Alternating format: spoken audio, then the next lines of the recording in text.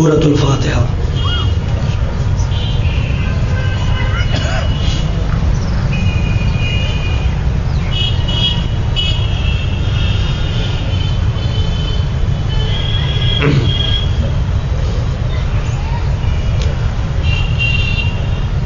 اعوذ باللہ من الشیطان اللعین الرجیم، بسم اللہ الرحمن الرحیم، الحمد للہ رب العالمین، والصلاة والسلام علی اشرف الانبیاء والمرسلین، سید الاولین والآخرین، شفیع المذنبین، ابو القاسم محمد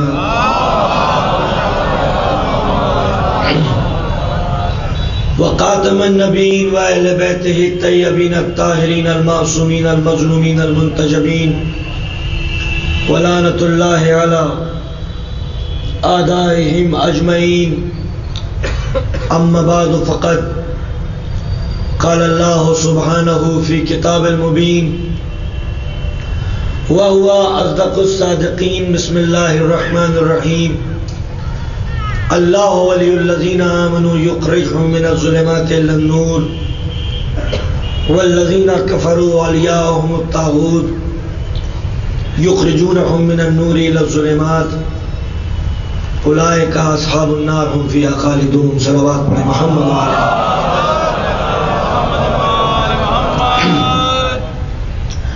برادران ایمانی، عزاداران امام مظلوم، تمام تعریف پروردگار عالم کے لیے اور بے پناہ درود و سلام رسول اسلام اور ان کی پاک و پاکیزہ آل کے لیے۔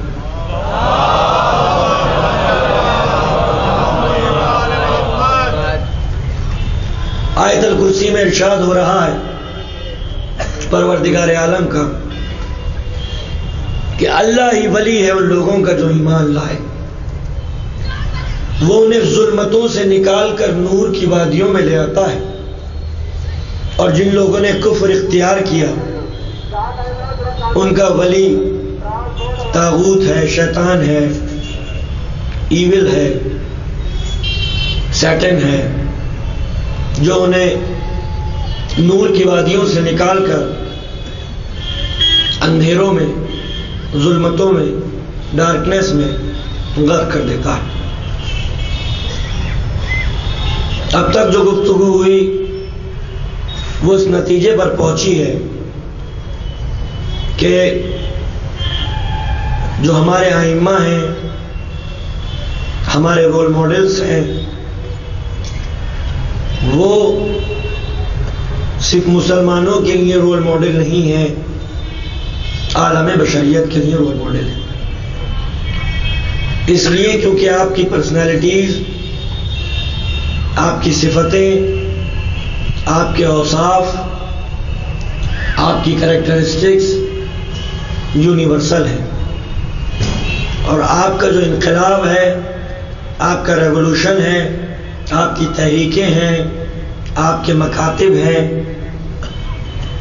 وہ صرف مسلمانوں کے لیے نہیں، عالم بشریت کے لیے، عالم بشریت کے لیے ہیں، ہیومن ویلیوز کے لیے ہیں، ڈیموکریٹک ویلیوز کے لیے ہیں، پیس اور جسٹس کے لیے ہیں۔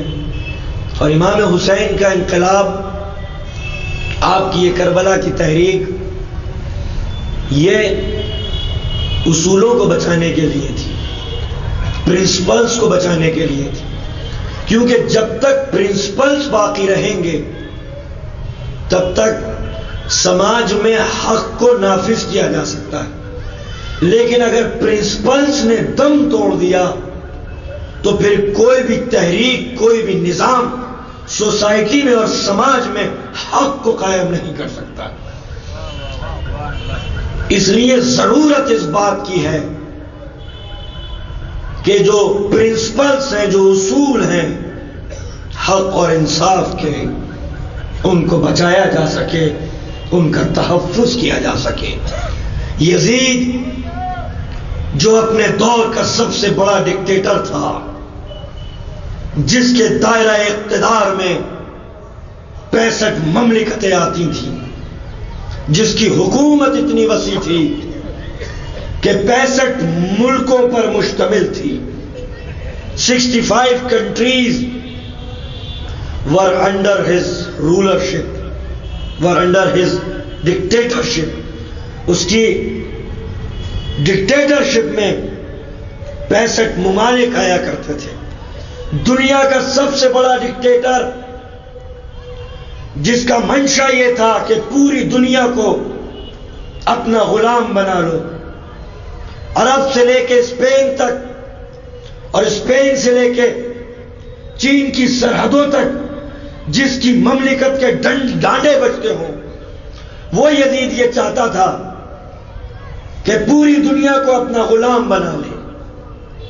Freedom of thought, freedom of speech, انسان کی آزادی، انسان کے بنیادی حقوق جو اسے سوسائٹی اور معاشرے میں حاصل ہوتے ہیں، یزید نے وہ سب کچھ ان سے سلب کر لیے تھے، سب کچھ ان سے چھین لیے تھے. اب اگر امام اس کے خلاف آواز نہ اٹھاتے اور امام کے ساتھ ان کے جو گھر والے ہیں، جو عورتیں ہیں، جو بچے ہیں، وہ آپ کے انقلاب میں شامل نہ ہوتے تو پھر یزید پوری دنیا کو اپنا غلام بنا لیتا اور حق اور انصاف جیسے مقدس اصول دم توڑ دیتے. سلام ہو اس حسین اعظم پر کہ عالمی تہذیب کے اوپر جس کے اتنے احسانات ہیں، اتنے احسانات ہیں کہ زندگی کفن میں لپٹ جائے گی مگر ہم ان کے احسانات کی سرحدوں کو نہیں پا سکیں گے. صلوات پڑھ دیں محمد و علیہ. تو اسلام انڈیویجولسٹک اپروچ نہیں رکھتا، سوشل اپروچ رکھتا ہے. اسلام کا مقصد صرف یہ نہیں ہے کہ انسان کو سدھار دے، نہیں، بلکہ انسان کو سدھارنے کے ساتھ ساتھ اسلام سماج میں ایک ایسا نظام دیتا ہے، ایک ایسا سسٹم دیتا ہے، ایک ایسا کمپلیٹ وے آف لائف دیتا ہے کہ انسان اور سماج پرفیکشن تک پہنچ جائے، کمال مطلق تک پہنچ جائے. اور سوسائٹی کامل نہیں ہو سکتی جب تک فیملی کامل نہ ہو. تو اسلام نے زور انسان کو کامل کرنے کے ساتھ ساتھ فیملی کے اوپر بھی دیا ہے کہ فیملی کامل ہونی چاہیے، فیملی پرفیکٹ ہونی چاہیے، فیملی کمپلیٹ ہونی چاہیے، جس کی بنا پر سوسائٹی کمپلیٹ ہوگی. کیونکہ سوسائٹی میں فیملی عمارت میں اینٹ کی طرح ہے، عمارت میں برک کی طرح ہے. جب تک برکس کمپلیٹ نہیں ہوں گے، جب تک سوسائٹی کمپلیٹ نہیں ہو سکتی. تو ایک کمپلیٹ اور پرفیکٹ فیملی کا جو ماڈل ہے وہ اسلام نے ہمارے سامنے پیش کیا ہے، اور وہ فیملی ہے رسول اللہ کی فیملی، وہ فیملی ہے اہل بیت نبوت، وہ فیملی ہے آل رسول. کل کی میں نے مجلس میں جو میں ایک اور اشرا خطاب کر رہا ہوں گولہ گنج میں، وہاں میں نے حدیث قصہ کی تھوڑی سی تفسیر بیان کی تھی. ایک میرے مومن بھائی نے مجھ سے یہ گزارش کی کہ آپ حدیث قصہ کی تفسیر یہاں بھی بیان کریں، کیونکہ ان کے بچے شاید آج اپنے وطن جا رہے ہیں اور وہ چاہتے ہیں کہ ان کے بچے بھی یہ تفسیر سن لیں. تو چند گزارشات میں حدیث قصہ کے سلسلے میں کرنا چاہوں گا، کیونکہ اسلام ایک کمپلیٹ فیملی اور ایک رول ماڈل انسانیت کے سامنے رکھتا ہے. اور وہ جو کمپلیٹ اور پرفیکٹ فیملی کا رول ماڈل ہے وہ حدیث قصہ کے طور پر اس کا تعارف کرایا گیا ہے انسانیت کے سامنے. اسے حدیث قصہ کہتے ہیں. ایک نعرہ صلوات.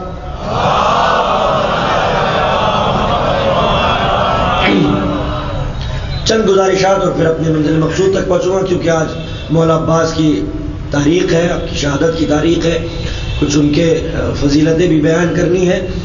لہذا اسلام ایک کمپلیٹ فیملی کا رول ماڈل مسلمانوں کے سامنے اور عالم بشریت کے سامنے رکھتا ہے. اور حدیث قصہ میں اس پرفیکٹ فیملی کا تعارف کرایا گیا ہے. حدیث قصہ کو روایت کیا ہے جابر بن عبداللہ انصاری نے ایک ایسی ذات سے، ایک ایسی ہستی سے جس کے دہن میں رسالت کی زبان ہے، جس کے دہن میں رسالت کی اور نبوت کی زبان ہے، تو پھر حدیث قصہ حدیث نہیں ہے، قرآن کی آیتیں ہیں جو حدیث کا لباس پہن کر آئی ہیں۔ روایت کیا ہے حدیث قصہ کو جابر بن عبداللہ انصاری نے ایک ایسی نورانی ہستی سے، ایک ایسے نورانی شخصیت سے جو اس دنیا میں نازل نہ ہوتی تو صداقت خدا کیا ہے، طہارت خدا کیا ہے، ہمیں کبھی معلوم نہ ہو پاتا۔ اس کا نازل ہونا تھا، اس کا بی بی کا اس دنیا میں آنا تھا کہ راز صداقت مشیت فاش ہو گیا۔ توجہ ہے، امانت دار بنا دیا جابر بن عبداللہ انصاری کو جناب سیدہ نے، امانت دار بنایا ہے جابر بن عبداللہ انصاری کو کہ یہ امانتیں میں تمہیں دے رہی ہوں حدیث قصہ کی، اور ہماری جانیں قربان ہو جائیں جابر بن عبداللہ انصاری پر کہ جس نے حدیث قصہ کو اس انداز سے بیان کیا، اس نیک نیتی کے ساتھ بیان کیا، اس عقیدے کے ساتھ بیان کیا کہ یہ ثابت کر دیا کہ سچا صحابی ہوتا ہی وہ ہے جو حکم رسول اور حکم بطول میں کوئی فرق نہیں سمجھتا۔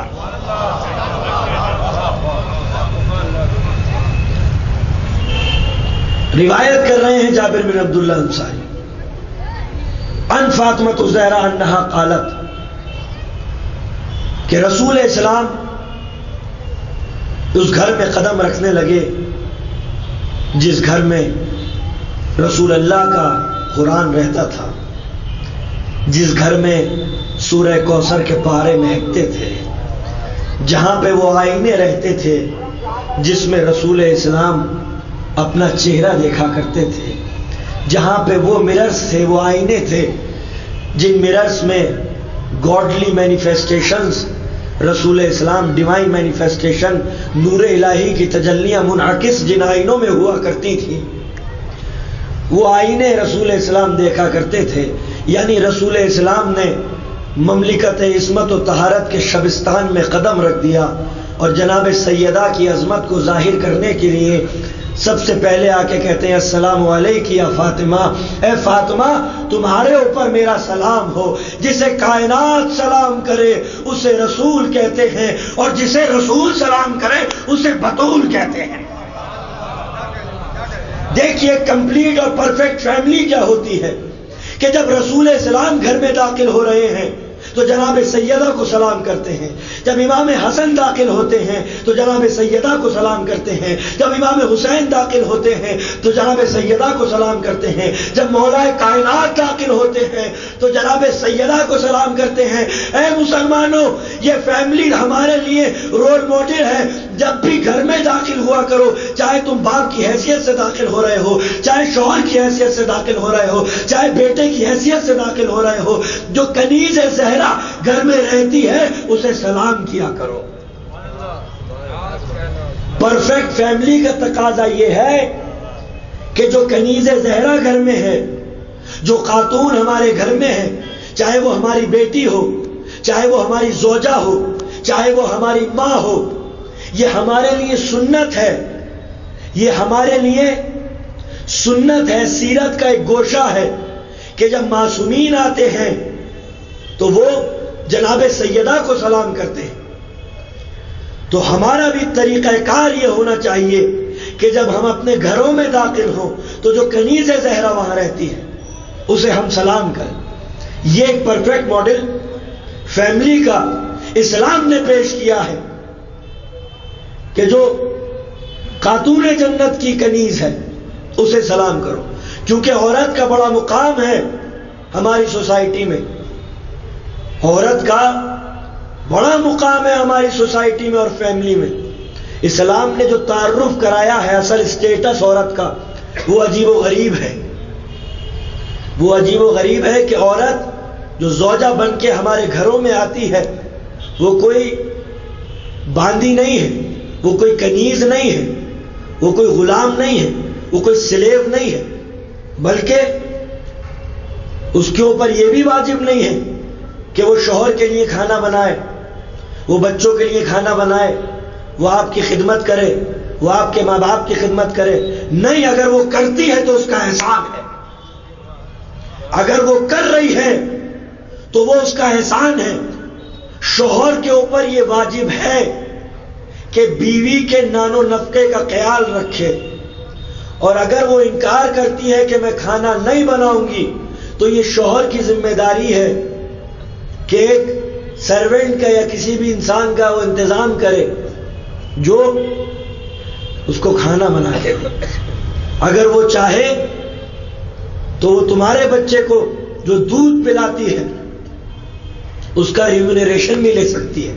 اسلام نے اتنا رائٹ دیا ہے اسے، اتنا حق دیا ہے اسے، تو وہ کوئی کنیز اور باندھی نہیں ہے، بلکہ وہ تمہاری برابر ہے اسٹیٹس میں۔ اسلام نے مرد اور عورت میں کسی بھی طرح کی کوئی تفریق نہیں کی ہے کہ مرد افضل ہے عورت کمتر ہے، نہیں، جو مقام جو اسٹیٹس مردوں کو دیا ہے سوسائٹی میں وہی عورت کو بھی مقام دیا ہے۔ ایکویلٹی اسلام نے سوسائٹی میں انٹروڈیوس کرائی ہے کہ مرد اور عورت برابر ہیں۔ تو اب کیا ہے، ڈویژن آف لیبر کر دیا گیا ہے کہ مرد کا کام ہے کمانا، نان و نفقے کا خیال رکھنا، اور عورت کے دوسرے کام کاج ہے نسل پروری۔ تو ڈویژن آف لیبر کر دیا گیا ہے، لیکن ایسا نہیں ہے کہ وہ کمتر ہے اور آپ افضل ہیں، بلکہ اس کا بڑا مقام ہے، وہ ایک طرح سے مالکن ہے گھر کی، کہ اگر وہ آپ سے مطالبہ کرے کہ ان چیزوں کی فیسلٹیز میرے لیے ہونی چاہیے تو آپ کے اوپر واجب ہے کہ وہ فیسلٹیز عورت کے لیے فراہم کرے، اور اگر وہ چاہے تو شرائط وہ پہلے سے طے کروا سکتی ہے کہ میں ان چیزوں پہ میرے مہر میں یہ چیزیں ہوں گی، اسی کے اوپر میں نکاح کے لیے راضی ہوں گی ورنہ نہیں ہوں گی۔ تو وہ چاہے تو جو فیسلٹیز وہ مہر میں لکھوائے گی مرد کے اوپر واجب ہوگا کہ نکاح کے بعد وہ فیسلٹی فراہم عورت کے لیے کروائے۔ صلوات پڑھ دے محمد علیہ۔ تو کسی بھی طرح کا ایکسپلائٹیشن، کسی بھی طرح کی زیادتی اسلام کے سسٹم آف لائف میں، نظام زندگی میں نہیں پائی جاتی۔ تو رسول اسلام آتے ہیں تو جناب سیدہ کو سلام کرتے ہیں، مولا کائنات آتے ہیں تو جناب سیدہ کو سلام کرتے ہیں، امام حسن آتے ہیں تو جناب سیدہ کو سلام کرتے ہیں، امام حسین آتے ہیں تو جناب سیدہ کو سلام کرتے ہیں۔ ہمارا طریقہ کار بھی یہ ہونا چاہیے کہ جب ہم اپنے گھروں میں داخل ہوں تو کنیز زہرا کو سلام کریں۔ رسول اسلام سلام کرنے کے بعد فرماتے ہیں، فاطمہ انی عاجز فی بدنی ضعفا، میں اپنے بدن میں ایک ضعف، ایک ویکنس محسوس کر رہا ہوں۔ یہ نہیں کہا کہ انی عاجز فی جسمی ضعفا، میں اپنے جسم میں ضعف محسوس کر رہا ہوں، نہیں کہا بلکہ میں اپنے بدن میں ضعف محسوس کر رہا ہوں۔ اس لیے کیونکہ جسم میں سر بھی شامل ہوتا ہے اور بدن میں سر شامل نہیں ہوتا، تو نبی نے بتا دیا کہ نبوتوں کے جسموں میں ذوق پیدا ہو سکتا ہے، ذہنوں میں ذوق پیدا نہیں ہو سکتا۔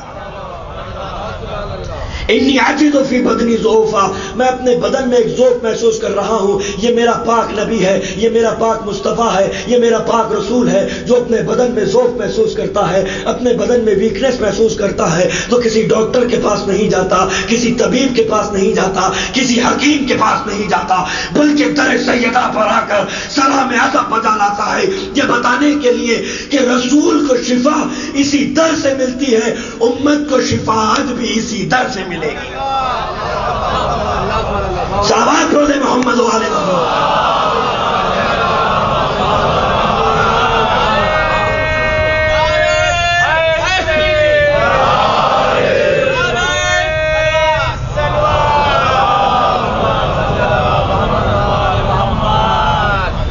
بیٹی ذرا چادر یمنی لے کے آؤ۔ یہ چادر یمنی اوڑھ کر اپنے ذوف کا علاج کرنا نہیں تھا، یہ زہرا سے توسل کو شرعی جواز عطا کرنا تھا، کانسٹیٹیوشنل حیثیت جناب سیدہ سے توسل کو، کانسٹیٹیوشنل حیثیت کو ظاہر کرنا تھا کہ جناب سیدہ سے توسل کانسٹیٹیوشنل حیثیت رکھتا ہے۔ داخل ہو گئے۔ اب کون رسول اسلام کے پاس سب سے پہلے چادر میں داخل ہو؟ وہی سب سے پہلے چادر قصہ میں رسول اسلام کے پاس داخل ہوگا کہ جو رسول اسلام سے سب سے زیادہ مشابہت رکھتا ہے، جس کا چلنا مشیت ہے، جس کا بولنا شریعت ہے، جس کی سانسیں تلاوت ہے، جس کی نیند عبادت ہے، جس کی عقل قرآن ہے، جس کی فکر تفسیر ہے، جس کا نفس نور ہے، جس کا جسم نورگر ہے، جس کے دن کی گھڑیاں مقدس ہیں، جس کی راتیں تطہیر ہیں۔ یہ وہ حسن مجتبیٰ ہے کہ جو اس خانوادے سے تعلق رکھتا ہے، کہ جس کے لیے خود مولا نے کہا تھا کہ خبردار اپنے خاندان کہ فخر مت کرنا میرے خانوادے کے سامنے، اس لیے کیونکہ میں اس خاندان سے تعلق رکھتا ہوں کہ میں اپنے بابا علی سے لے کے آدم تک اور اپنی ماں فاطمہ سے لے کے حوا تک اپنا شجرہ سب کے سامنے بتاتا ہوں، تم اپنا شجرہ میرے کان میں آ کے بتا دو۔ یہ وہ حسن مجتبیٰ ہے جو چادر قصہ میں سب سے پہلے داخل ہوا اور ذوف نبوت کا علاج بنا۔ یہ وہ حسن مجتبیٰ ہے کہ جس کا باپ بھی معصوم، جس کی ماں بھی معصومہ، پہلا شخص اس کائنات میں کہ جس کا باپ بھی معصوم، جس کی ماں بھی معصومہ۔ یقیناً امام حسین کو بھی یہ شرف حاصل ہے کہ آپ کے بابا جان معصوم ہے، آپ کی ماں معصومہ ہے، لیکن اولیت کا شرف امام حسن مجتبیٰ کو حاصل ہے۔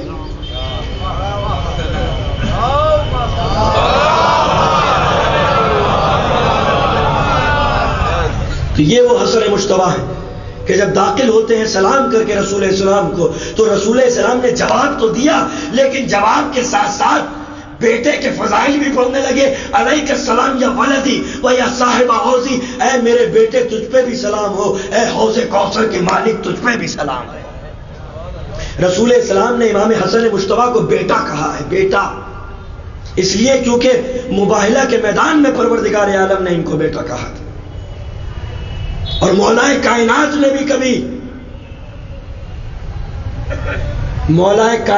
بھی کبھی ان کو اپنا بیٹا نہیں کہا، بلکہ ہمیشہ کہا کہ یہ رسول اللہ کے بیٹے ہیں۔ اور رسول اسلام بھی یہ کہتے تھے علی تم میرے بیٹوں کے باپ ہو۔ یہ ایک اسپریچول سٹیج ہوا کرتی ہے، اس لیے کیونکہ جب جنگ صفین میں محمد حنفیہ جو مولا علی کے بیٹے تھے، وہ شکوہ کرتے ہیں مولا سے، کہتے ہیں مولا بابا جان آپ جنگ میں مجھے آگے آگے رکھتے ہیں، حسن اور حسین کو پیچھے رکھتے ہیں، اس کا سبب کیا ہے؟ کہا بیٹا تو میرا بیٹا ہے، حسن اور حسین رسول اللہ کے بیٹے ہیں، تو میرے ہاتھ ہے، حسن اور حسین میری آنکھیں ہیں، اور آنکھوں کا تحفظ ہاتھوں سے کیا جاتا ہے، آنکھوں کا تحفظ ہاتھوں سے کیا جاتا ہے، ہاتھوں کا تحفظ آنکھوں سے نہیں کیا جاتا۔ ایک صلوات پڑھ دے محمد و آل محمد۔ ظاہر سی بات ہے یہ موقع نہیں ہے کہ حدیث قصہ تو ایک ایسا عرش فضیلتوں کا کہ انسان کی عقلیں وہاں تک نہیں پہنچ سکتی، اور انسان کتنی ہی کوشش کیوں نہ کر لے اس کی اصل منزلت کو وہ پا نہیں سکتا، کیونکہ ایک مومن کی خواہش تھی کہ میں اس پہ تھوڑا سا تبصرہ کروں، کیونکہ میرا موضوع ایک دوسرا ہے، تو لہٰذا ان کی خواہش کے تحت میں نے تھوڑا سا تبصرہ کر لیا تاکہ ایک خاکہ جو ہے وہ ذہن میں تیار ہو جائے کہ حدیث قصہ جو ہے وہ کس طرح سے معرفت کا سمندر ہے، اور ایک پرفیکٹ فیملی کا جو رول ماڈل ہے اس کا تعارف جو ہے وہ اسلام نے کرایا ہے۔ صلوات پڑھ دے محمد و آل محمد۔ عربی زبان میں عزاداروں، عربی لغت میں اب بہت انٹرسٹنگ گفتگو ہونے جا رہی ہے، توجہ رکھیے۔ عربی لغت میں، عربی زبان میں شیروں کے 400 سے زیادہ معنی ہیں۔ جو لائن ہے اس کے 400 سے زیادہ معنی ہیں۔ عربی زبان میں کیا ہوتا ہے کہ جب شیر اپنی حالت بدلتا رہتا ہے، اس کے ٹائٹل تبدیل ہوتے رہتے ہیں، یعنی شیروں کے جیسے جیسے انداز ہوتے چلے جائیں گے ویسے ویسے عربی لغت اسے ٹائٹل دیتا چلا جائے گا۔ جیسے اسد بھی شیر، حیدر بھی شیر، غضنفر بھی شیر، زرغام بھی شیر، لیث بھی شیر، عباس بھی شیر، یہ شیروں کے ٹائٹل ہیں۔ لائنز کے یہ ٹائٹل ہیں عربی زبان میں کہ جیسے جیسے شیر اپنی ادائیں تبدیل کرتا ہے، شیر اپنی ادائیں تبدیل کرتا ہے، عربی لغت اسے اس طرح کے ٹائٹل دیتی چلی جاتی ہے۔ جب شیر بلندی سے پستی کی طرف آتا ہے، اونچائی سے نیچائی کی طرف آتا ہے، فراز سے نشیب کی طرف آتا ہے شیر، تو ڈسکوری میں آپ نے دیکھا ہوگا اگر کہ جو وائلڈ لائف کا ایک پروگرام آتا ہے، ان کا پورا فوکس یہ رہتا ہے کہ جانور کیسے زندگی گزارتے ہیں، تو شیر کا ایک خاص انداز ہوتا ہے جب وہ بلندی سے پستی کی طرف آتا ہے، بڑا حسن ہوتا ہے اس میں، بڑی بیوٹی ہوتی ہے اس میں، کہ جب شیر بلندی سے پستی کی طرف اترتا رہتا ہے تو ایک خاص ادا ہوتی ہے شیر کی۔ جب بلندی سے پستی کی جانب شیر آتا ہے، وہ شیر جو بلندی سے پستی کی طرف آتا ہے اسے حیدر کہتے ہیں، اسے حیدر کہتے ہیں۔ اور اسد کہتے ہیں اس شیر کو کہ جس کے سامنے جنگلوں کے شیر گھبرا جائیں، جنگلوں کے لائن گھبرا جائیں، اسے کہتے ہیں اسد، کہ جس کے قدموں پر جنگل کے اور شیر اپنی جبین نیاز رکھ دیں تو وہ کہلاتا ہے اسد۔ تو اس طرح سے جیسے جیسے کیفیتیں بدلتی چلی جاتی ہیں لائن کی، اس کے ٹائٹلز تبدیل ہوتے چلے جاتے ہیں۔ جب رمجھم برستی ہوئی بارش میں شیر پہاڑ کی چٹان پہ کھڑا ہو کے دہاڑتا ہے تو اسے کہتے ہیں غضنفر۔ جب وہ اپنے دشمن پر بڑھ بڑھ کر حملہ کرتا ہے تو اسے کہتے ہیں لیس۔ جس شیر سے جنگل کے شیر خوفزدہ ہو جائیں اسے کہتے ہیں عباس۔ توجہ ہے؟ تو کیفیتیں تبدیل ہوتی چلی جاتی ہیں، شیروں کے ٹائٹل بدلتے چلے جاتے ہیں۔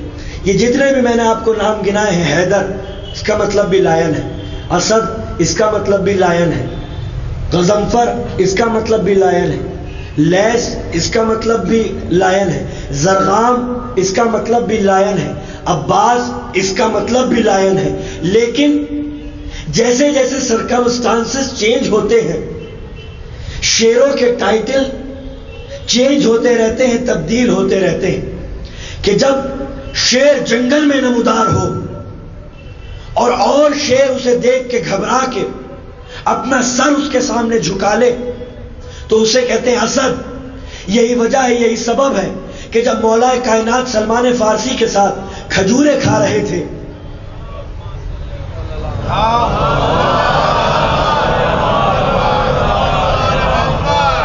تو سلمان نے فقر کے انداز میں مولا کائنات سے کہا، مولا میری عمر آپ سے زیادہ ہے، میری عمر 300 برس ہے، میری عمر آپ سے زیادہ ہے۔ مولا کائنات مسکرا کے کہتے ہیں سلمان ذرا تو یاد کر، آج سے 250 سال پہلے تجھے شیروں نے جنگل میں گھیر لیا تھا۔ کہا ہاں مولا مجھے 250 سال پہلے شیروں نے جنگل میں گھیر لیا تھا، تا پھر کیا ہوا تھا؟ کہا جب مجھے جنگل میں شیروں نے گھیر لیا 250 سال پہلے تو میں نے اسی غیبی طاقت کو بلایا، اے زبور کے جلیا، اے توریت کے ایلیا، میری مدد کرنے کے لیے۔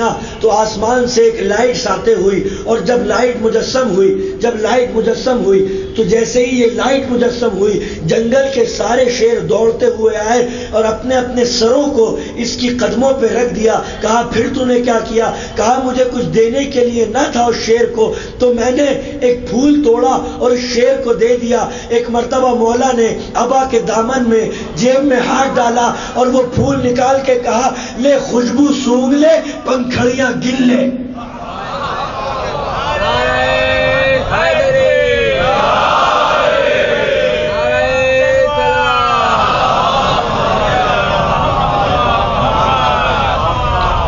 تو انہوں نے قدموں پہ سر رکھ کے بتا دیا کہ ہم اسد ہیں، تو حیدر ہے۔ تو جیسے جیسے تو جناب سلمان فارسی نے اپنے مولا کو بلایا، اسی لیے یہ انبیاء کا شعار ہے یہ انبیاء کا طریقہ کار ہے کہ وہ غیبی طاقتوں کو آواز دیتے ہیں اپنی مدد کے لیے. اسی لیے ہمارے یہاں جو ایک سلوگن بہت زیادہ پریولنٹ ہے اسے کہتے ہیں یا علی مدد. اس کے پیچھے راز یہ ہے کہ یا علی مدد نہ شرک ہے نہ بدعت ہے. اگر کسی کا عقیدہ یہ ہے کہ جتنا طاقتور اللہ ہے اتنے طاقتور علی ہیں تو یہ شرک ہے، یہ شرک ہے. اور اگر کسی کا یہ عقیدہ ہے کہ علی بھی طاقتور ہیں اللہ بھی طاقتور ہے تو ہم چاہے اللہ سے مانیں چاہے علی سے مانگیں، تو یہ کفر ہے، یہ کفر ہے. توحید کیا ہے کہ خزانے اللہ کے ہیں چابیاں علی کے پاس ہیں. خزانے اللہ کے ہیں اور خزانوں کی چابیاں پروردگار عالم نے علی کو دے رکھی ہیں، اپنے رسولوں کو دے رکھی ہیں، اپنے نیک بندوں کو دے رکھی ہیں. تو یہ عین ایمان ہے، عین توحید ہے، نہ یہ شرک ہے اور نہ ہی یہ کفر ہے. ہمارا کام کیا ہے، ہمارا طریقہ کار کیا ہے مانگنے کا؟ کہ جب بھی ہمیں کسی چیز کی ضرورت پڑتی ہے، یا آپ یہ دیکھیں آج کا اگزامپل لیں کہ جو گداگر ہوتا ہے، بیگر کا کام کیا ہوتا ہے کہ وہ دروازہ کھٹکھٹاتا ہے، جو بھی نکلتا ہے گھر میں سے اس سے مانگ لیتا ہے کہ یہ اس کا گھر ہے. جو بھی نکلے گا گھر سے باہر کہے گا بھائی مجھے اتنی ضرورت ہے یا مجھے یہ چیز دے دو. تو یہ طریقہ کار ہوتا ہے، یہ دروازے پہ دق الباب کی جاتی ہے، جو بھی نکلتا ہے اس سے مانگ لیا جاتا ہے. اب اللہ کے گھر کا دروازہ کھٹکھٹاؤ، دیکھو کون نکلتا ہے. کیا اللہ اپنے گھر سے باہر آئے گا؟ نہیں آئے گا. اگر خانہ کعبہ کا دروازہ کھٹکھٹاؤ، نوک کرو خانہ کعبہ کا دروازہ، تو کیا اللہ باہر آئے گا؟ اب دو ہی صورتیں ہیں، یا تو اللہ خانہ خدا سے باہر نکلتا ہوا کسی نے دیکھا ہو، یا پھر علی کے علاوہ کوئی بشر دکھاؤ جسے خانہ خدا سے نکلتے ہوئے دیکھا گیا. توجہ ہے؟ میں کسی اپنے مومن بھائی سے کہوں کہ بھائی مجھے پانی پلا دو تو وہ مجھے پانی پلائے، تو میں کہوں نہیں تمہارے ہاتھوں سے نہیں لوں گا تم سے لوں گا، تو وہ یہی کہے گا بھائی آر یو اسٹوپڈ، کہ میرے ہاتھوں سے دینے کا مطلب ہی یہ ہے کہ میں دے رہا ہوں. کوئی ہاتھ مجھ سے جدا تھوڑی نہ ہے، کوئی ہاتھ مجھ سے جدا تھوڑی نہ ہے. اب قرآن مجید کی ایک آیت ہے کہ یا ابلیسو ما منعک ان تسجد لما خلقت بیدی، اے سیٹن، اے ابلیس تجھے کس نے روکا اس آدم کا سجدہ کرنے کے لیے جسے میں نے اپنے دونوں ہاتھوں سے بنایا ہے. یا ابلیسو ما منعک ان تسجد لما خلقت بیدی، ید کہتے ہیں ہاتھ کو، یدئی یعنی جسے میں نے دونوں ہاتھوں سے بنایا ہے. اے سیٹن تجھے کس نے روکا کہ اس آدم کا سجدہ کرے، اس آدم کے سامنے پروسٹریٹ کرے؟ تجھے کس نے روکا؟ تو پروردگار عالم نے قرآن مجید میں یہ کہا کہ میں نے جسے دونوں ہاتھوں سے خلق کیا. تو اگر پروردگار عالم کے دونوں ہاتھ ہیں تو جسم بھی ہوگا، جب جسم ہوگا تو آسمانوں پر بیٹھا ہوگا فزیکل باڈی کے ساتھ. تو اگر اللہ فزیکل باڈی کے ساتھ آسمانوں کے اوپر بیٹھا ہوا ہے تو پھر پیغمبر ابراہیم آگ میں کیوں کودے، موسیٰ پریشانیاں کیوں اٹھائیں؟ یا پروردگار عالم جسٹس کا تقاضا یہ ہے کہ تو بھی زمین پہ آ، تو بھی پتھر کھا، تو بھی مصائب میں مبتلا ہو، تو بھی سیکریفائسز کر. اگر تو ہیومن باڈی رکھتا ہے تو دو ہی صورتیں ہیں اب ہمارے پاس، دو ہی ویز ہیں ہمارے پاس انٹرپریٹیشن کے، اس آیت کے، اس ورس کے انٹرپریٹیشن کے دو ہی ویز ہیں. پہلا وہ یہ ہے کہ ہاتھوں والا اللہ مانے یا پھر اللہ والے ہاتھ مانے. صلوات پڑھیں محمد و آل محمد. یا تو ہاتھوں والا اللہ مانے، اور اگر ہاتھوں والا اللہ ہم نے مان لیا تو یہ تو بڑی خطرناک بات ہو جائے گی، بڑی ڈینجرس بات ہو جائے گی کہ اللہ اوپر بیٹھا ہوا ہے فزیکل باڈی کے ساتھ، زمین پہ آتا ہی نہیں ہے. اور پھر جو لوگ یہ کہتے ہیں غلو کرتے ہیں ان کے بھی جواز مل جائے گا، لوگ غلو کرتے ہیں ان کو بھی جواز مل جائے گا. تو دو ہی صورتیں ہیں، یا تو ہاتھوں والا اللہ مانے یا اللہ والے ہاتھ مانے۔ یہی وجہ ہے کہ جب مولا کائنات کوفے میں منبر کی بلندیوں پہ تقریر کر رہے تھے تو کسی صحابی نے ہاتھ جوڑ کے کہا یا مولا اس آیت کی تفسیر کیا ہے کہ یا ابلیس ما منعک ان تسجد لما خلقت بیدی، اے ابلیس اے سیٹن تجھے کس نے روکا اس آدم کو پروسٹریٹ کرنے کے لیے جسے میں نے اپنے دونوں ہاتھوں سے بنایا ہے۔ تو ایک مرتبہ میرے مولا نے تقریر کرتے ہوئے اپنے دونوں ہاتھوں کو ابا کے دامن سے نکال کے اٹھا کے کہا ھذا بیدی لما خلقت طینۃ آدم، یہی تو وہ دونوں ہاتھ ہیں جنہوں نے آدم کی طینت کو گوندا ہے۔ صلوات پڑھ دے محمد والے۔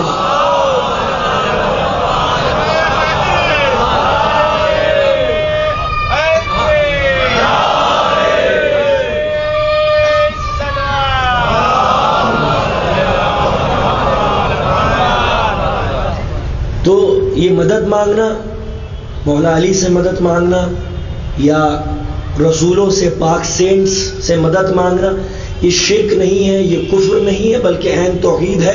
اگر عقیدہ یہ ہے کہ جو بھی ہماری مدد کر رہا ہے دراصل اور جو بھی اس میں طاقت پائی جاتی ہے وہ دراصل اللہ کی دی ہوئی ہے، خزانے پروردگار عالم کے ہیں، چابیاں پروردگار عالم نے اپنے خزانوں کی ان کو دے دی ہے۔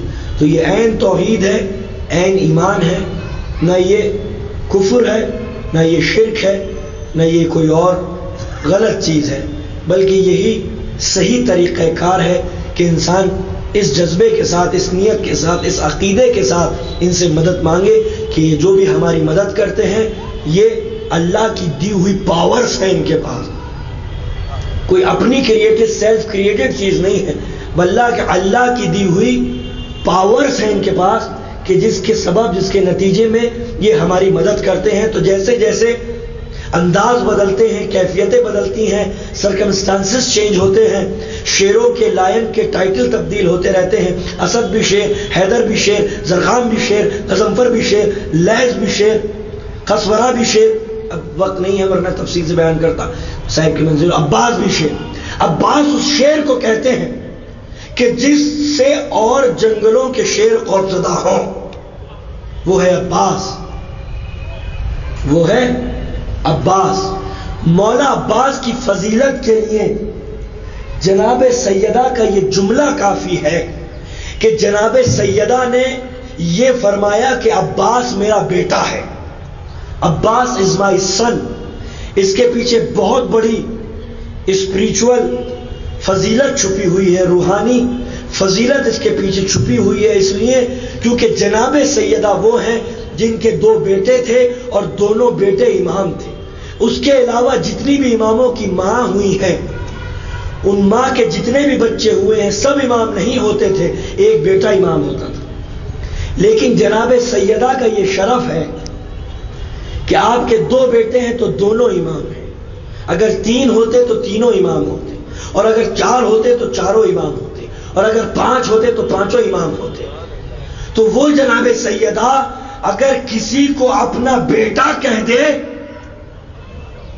تو پھر اس بیٹے کو عصمت سے بری نہیں سمجھا جا سکتا، اسے غیر معصوم نہیں سمجھا جا سکتا۔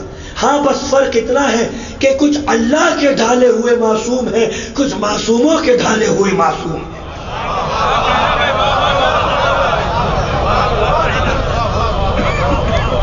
کچھ اللہ کے بنائے ہوئے معصوم، کچھ اللہ کے بنائے ہوئے معصوموں کے ڈھالے ہوئے معصوم۔ تو حضرت عباس کو جب جناب سیدہ نے اپنا بیٹا کہہ دیا تو پھر انہیں عصمت سے بری نہیں سمجھا جا سکتا۔ لہذا جس طرح سے مولا کائنات کو رسول اسلام نے جنگ صفین میں سجایا تھا، اسی انداز سے مولا کائنات نے حضرت عباس کو جنگ میں سجایا کہ اپنا ماما عباس کے سر پہ، عباس کا ماما اپنے سر پہ، اپنی ردا عباس کے دوش پر، عباس کی ردا اپنے دوش پر، عباس کا پٹکا اپنے کمر میں، اپنا پٹکا عباس کے کمر میں، عباس کے نالین اپنے قدموں میں، اپنے نالین عباس کے قدموں میں، سجا کے سوار کے عباس کو گھوڑے پہ بٹھا دیا اور تلوار دے دی، اور کہیں دشمنوں کی نظر نہ لگ جائے قمر بنی ہاشم کو تو چہرے کے اوپر نقاب ڈال دی۔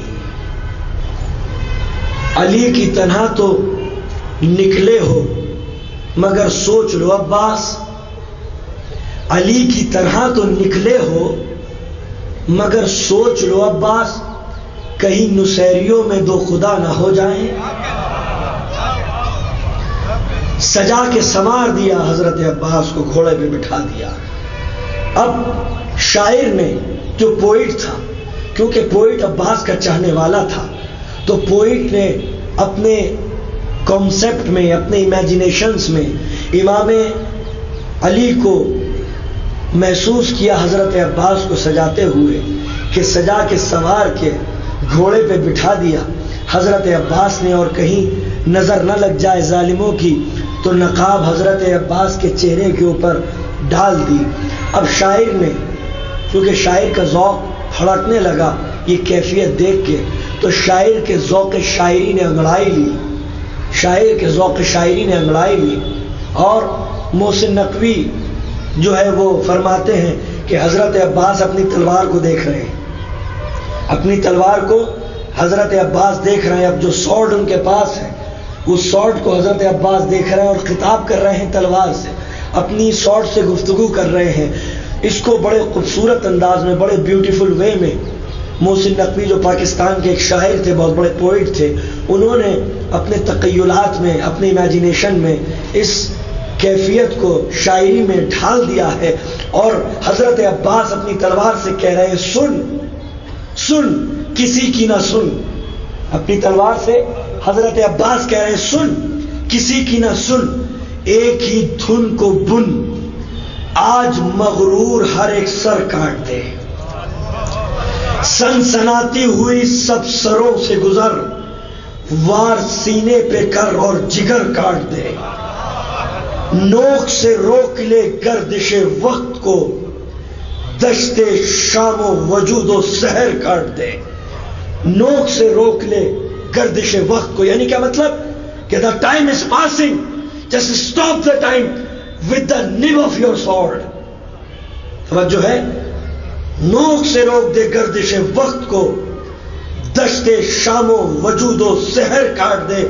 آج جبریل بھی پر بچھائیں اگر، آج جبریل بھی پر بچھائیں اگر، تو رعایت نہ کر، اس کے پر کاٹ دے۔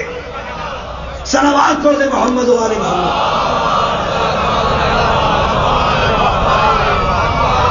میدان کارزار میں، بیٹل فیلڈ میں علی کا شیر انگڑائی نہ لے رہا ہے، ہاتھ میں تلوار ہے۔ میر انیس نے جب اپنے تخیلات میں حضرت عباس کو امیجن کیا تو فرماتے ہیں، کس شیر کی آمد ہے کہ رنگ کانپ رہا ہے، یہ کون لائن آ گیا کہ the battlefield is trembling, who is that lion، کہ the battlefield is trembling، کس شیر کی آمد ہے کہ رنگ کانپ رہا ہے، رن ایک طرف، چرخ کوہن کانپ رہا ہے۔ جو ماؤنٹینز ہیں وہ بھی کپ کپ آ رہے ہیں۔ جب یہ شیر بیٹل فیلڈ میں آیا ہے تو زمین کانپ رہی ہے، بیٹل فیلڈ کانپ رہی ہے، آسمان کانپ رہا ہے، پہاڑ کانپ رہے ہیں۔ کس شیر کی آمد ہے کہ رن کانپ رہا ہے، رن ایک طرف، چرخ کوہن کانپ رہا ہے، ہر ایک سلاطین زمن کانپ رہا ہے۔ وہ اپنے ٹائم کا رولر ہے، وہ کانپ رہا ہے۔ رستم کا بدن، ہرکیولس کا بدن زیر کفن کانپ رہا ہے۔ جو ہرکیولس ایک کریکٹر ہے کہ اس سے زیادہ کوئی بہادر نہیں، رستم کا بدن زیر کفن کانپ رہا ہے، رستم کا بدن زیر کفن کانپ رہا ہے۔ شمشیر بکف دیکھ کے، شمشیر بکف یعنی جب سورڈ میان سے باہر آ جاتی ہے تو اسے کہتے ہیں شمشیر بکف، کہ جب واریر کے ہاتھوں میں ایسے تلوار ہوتی ہے تو اسے کہتے ہیں شمشیر بکف ہونا، نوجوانوں کے لیے۔ شمشیر بکف دیکھ کے حیدر کے پسر کو، شمشیر بکف دیکھ کے حیدر کے پسر کو جبرائیل لرزتے ہیں سمیٹے ہوئے پر کو۔ صلوات پڑھ دے محمد و آل محمد۔ تو یہ حضرت عباس ہے، یہ حضرت عباس ہے کہ مولا کائنات مظہر صفت الہی، مولا کائنات مظہر صفت الہی، مینیفیسٹیشن آف ڈیوائن ایٹریبیوٹس مولا کائنات، اور حضرت عباس مظہر صفت علی، مولا علی مظہر صفات الہی، حضرت عباس مظہر صفت علی، وہ عباس جسے جنگ صفین میں تلوار چلانے کا موقع ملا لیکن اس کے بعد حضرت عباس کبھی تلوار نہ چلا سکے، وہ عباس کے جسے لوریاں نہیں سنائی گئی تھی بچپن میں، بلکہ یہ تلقین کی گئی تھی ماں کی طرف سے، میرے لال کبھی اپنے آپ کو حسین کا بھائی مت سمجھ لینا، تو حسین کا غلام ہے، تو حسین کا غلام ہے، تیرے وجود کا مقصد یہ ہے کہ تو اپنی جان کو حسین پر قربان کر دے۔ جب مدینے سے جا رہے تھے تو جناب ام البنین جناب سیدہ کی قبر پہ لے کے آئیں، کہا عباس تجھے دودھ نہ بخشوں گی اگر تو نے حسین کے حق میں تھوڑی سی بھی کوتاہی کی۔ روز عاشور جب زہرقین نے بتایا ہے کہ عباس تمہارے بابا نے عقیل سے کہا تھا کہ ایک ایسے خاندان کا پتہ لگاؤ جو اپنی بہادر ہونے میں منفرد مقام رکھتا ہو، تاکہ ایک ایسا بچہ وجود میں آ سکے جو کربلا میں اپنے آپ کو حسین پر قربان کر دے۔ یہ سننا تھا کہ عباس کا جسم کب کبانے لگا، بندے زرا ٹوٹ گئے۔ ایک بار امام سے اجازت دلوا دینا، وہ سبق سکھاؤں گا دشمنوں کو کہ پھر کبھی جنگ کرنے کا شوق نہ پا سکیں گے۔ یہ حضرت عباس تھے، لیکن المیہ کے عباس کو تلوار چلانے کا موقع نہ مل سکا۔ مدینے میں سوال بیعت ہوا، امام نے روک دیا، عباس رک جاؤ۔ مکہ میں احرام کی حالت میں حاجی خنجر لے کے آئے تھے، کہیں عباس کو جلال نہ آ جائے، امام نے حج کو عمرے سے تبدیل کر دیا۔ عباس کی کتنی شہادتیں بیان کروں، عباس کوئی ایک دفعہ شہید نہیں ہوا، پل پل شہید ہوتا رہا ہے عباس۔ کبھی مدینے میں شہید ہوا، کبھی مکہ میں شہید ہوا، کبھی کوفے جاتے ہوئے شہید ہوا، کبھی کربلا میں 2 محرم کو شہید ہوا، کبھی 7 محرم کو شہید ہوا، کبھی روز عاشور شہید ہوا۔ عباس ہر لمحے شہید ہوا ہے۔ حضرت مسلم کی شہادت کی خبر پہنچی، عباس کی سگی بہن جناب رقیہ جو مسلم کی بیوی تھی، زوجہ تھی، کہتی ہیں عباس تیرے ہاتھوں میں تلوار رہی، بہن کی مانگ پردیس میں اجڑ گئی۔ عباس کا ہاتھ شمشیر تک پہنچا، بہن تیری عظمتوں کی قسم اگر مسلم کا بدلہ کوفے میں خون نہ بہہ جائے۔ امام نے کاندھے پہ ہاتھ رکھ دیا، عباس تمہیں ہمارے حق کی قسم ہے تلوار نہ چلانا۔ عباس خون کے گھونٹ پیتا رہا لیکن تلوار نہ چلا سکا۔ 2 محرم کو ظالم نے حکم دیا کہ سکینہ کا خیمہ فرات کے کنارے ہٹا لو۔ وہ حسین جو عباس کو مدینے سے لے کے مکہ اور مکہ سے لے کے کربلا تک روکتے ہوئے آئے تھے، یہ وہ منزل تھی کہ جب سکینہ کے خیمے کو ہٹانے کا حکم صادر ہوا کہ علی کا شیر بھبرنے لگا۔ عباس کے ہوتے ہوئے کوئی سکینہ کے خیمے کے ہٹانے کا حکم صادر کرے، یہ وہ منزل تھی جب تمہارے مولا حسین نے ہمت نہیں کی عباس کو روکنے کی، بلکہ شہزادی کے خیمے میں آ کے کہتے ہیں زینب غضب ہو گیا، عباس کو جلال آ گیا ہے۔ عباس کو روکنے کی کوئی ترکیب سوچو زینب۔ عباس کا ہاتھ شمشیر کے اوپر تھا اس وقت، کربلا کی زمین کانپ رہی تھی۔ فضہ آ کے ادب سے سر جھکا کے کھڑی ہو گئی۔ عباس نے فضہ کو دیکھا، شہزادی کا کوئی حکم ہے فضہ؟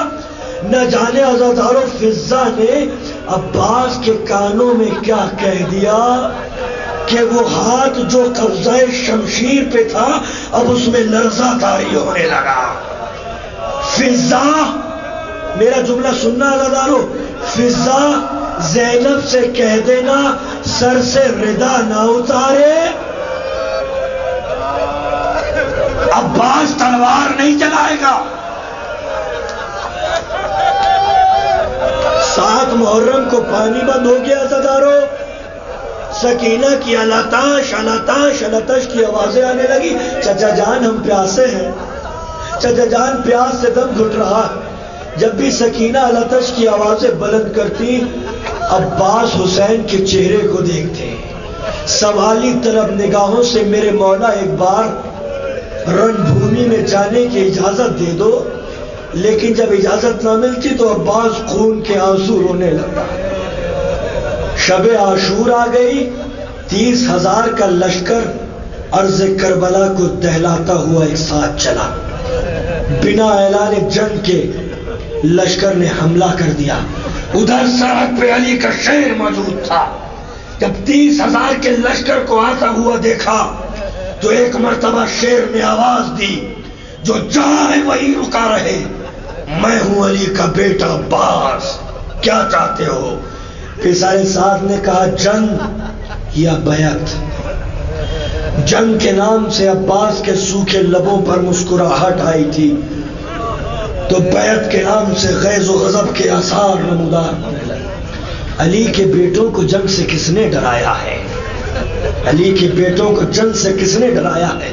جو جہاں ہے وہیں رکا رہے. میں اپنے امام سے اجازت لینے کے لیے جا رہا ہوں.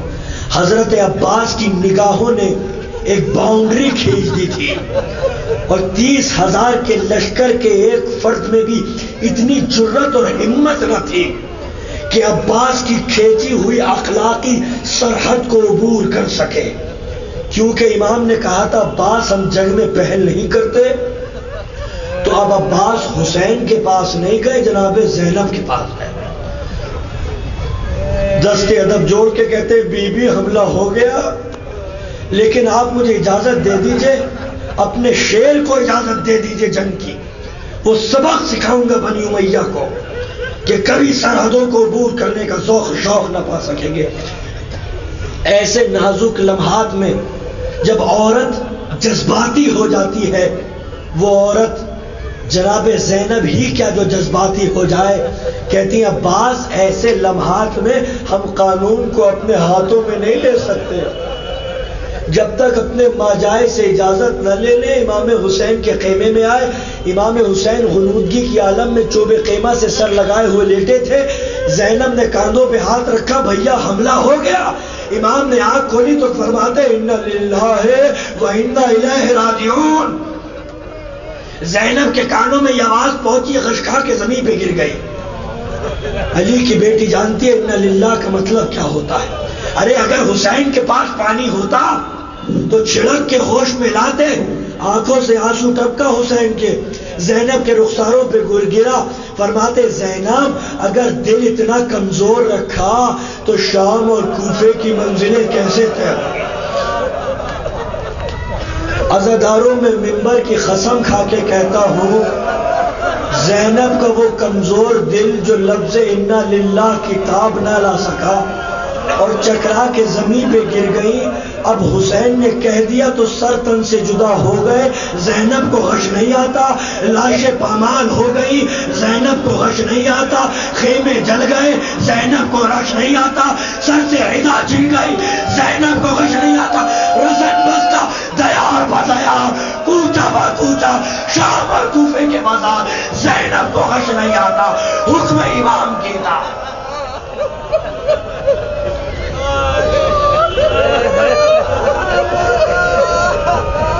عباس کی طرف نگاہ کی جس کے چہرے پر اطمینان ہی اطمینان تھا.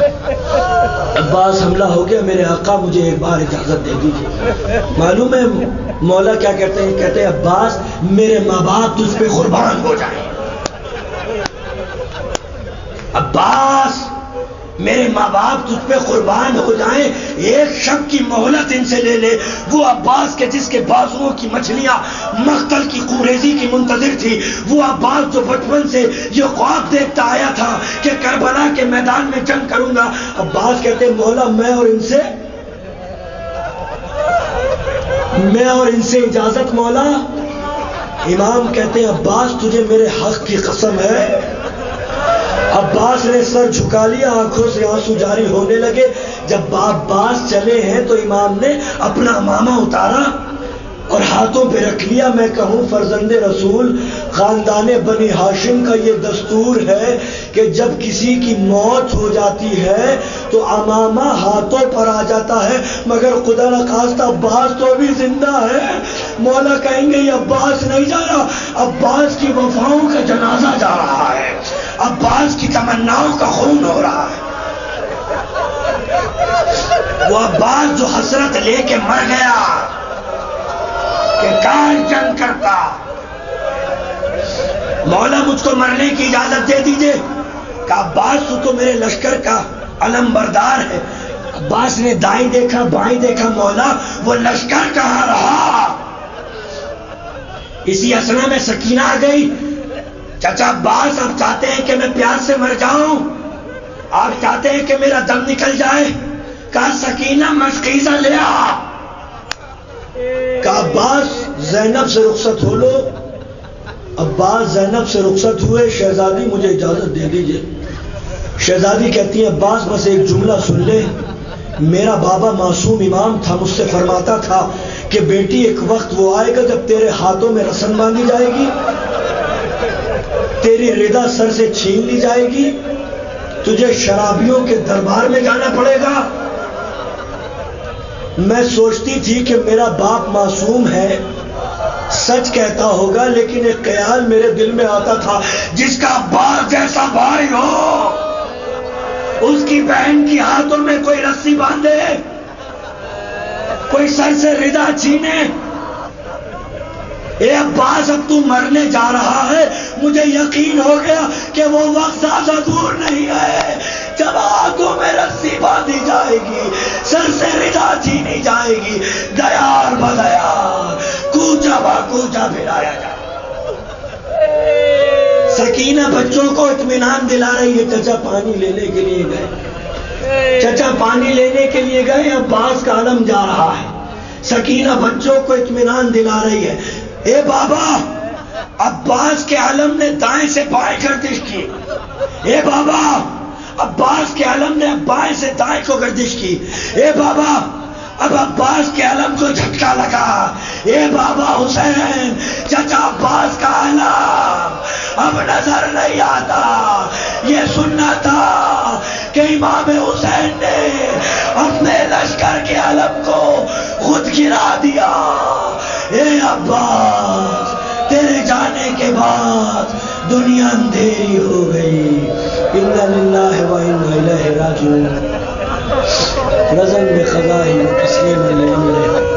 اللهم اغفر للمؤمنین والمؤمنات والمسلمین والمسلمات الاحیاء منهم والاموات تاب بیننا وبینهم بالخیرات انک مجیب الدعوات انک علی کل شیء قدیر. پالنے والے ذکر کے صدقے میں مجلس سننے والوں کے گناہوں کو معاف فرما. رب کریم جو مقروض ہیں ان کا قرض ادا کر دے, جو بیمار ہیں انہیں شفاء کاملہ عطا فرما, جو پیوند قاک ہیں ان کی مغفرت فرما. رب کریم ہمارے نوجوانوں کو ہر طرح کے ایکسیڈنٹ, حادثات اور جان لیوا بیماریوں سے محفوظ فرما. پروردگار عالم, خدا نہ خواستہ کوئی نوجوان صوم و صلات کا پابند نہ ہو تو اسے نماز روزے کا پابند بنا. خدا نہ خواستہ کوئی امام حسین کی عزاداری کو ہلکا سمجھے, عزاداری کی عظمتیں اس کے دل کی گہرائیوں میں راسخ کر دے. پروردگار عالم غیر اسلامی طاقتوں کو نابود قرار دے, مسلمانوں کی صفوں میں اتحاد اور یونٹی قائم کر. پروردگار عالم یہ مومنین اور عزادار جہاں جہاں بھی ہوں, چاہے بغداد کے اندر یا کوئٹہ کے اندر یا کراچی کے اندر, جو جان لیوا حملوں کا شکار ہوتے ہیں, پروردگار عالم تو انہیں اپنے حفظ و امان میں رکھ. پروردگار عالم جو زیارت کا متمنی ہے اسے زیارت کا شرف عطا کر. پروردگار عالم حضور کے ظہور میں تعجیل عطا فرما.